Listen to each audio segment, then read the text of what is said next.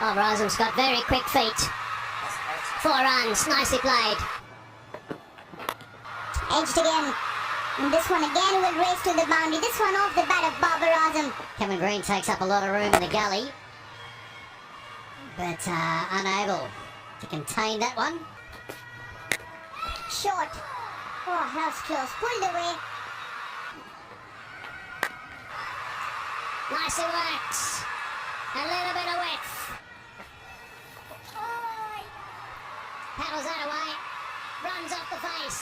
4 runs to Barbara Azam. Shahid भाई, बाबर पे हमेशा से पहले भी ये क्रिटिसिज्म रहा है कि जी इतना लंबा जो है वो शॉट नहीं लगाते।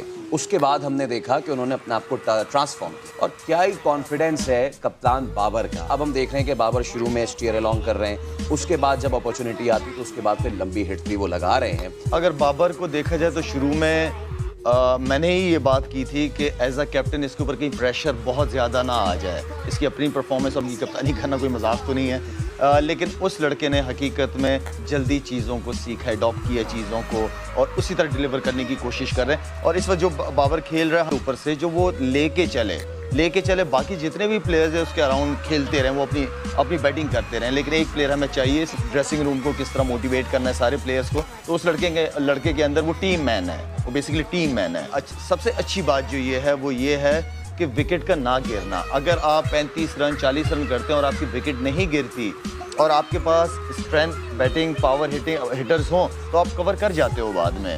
तो बाबर जितनी देर कप्तान अंदर खेलेगा, लीड करेगा, दूसरे लड़के साथ करें, सपोर्ट करें।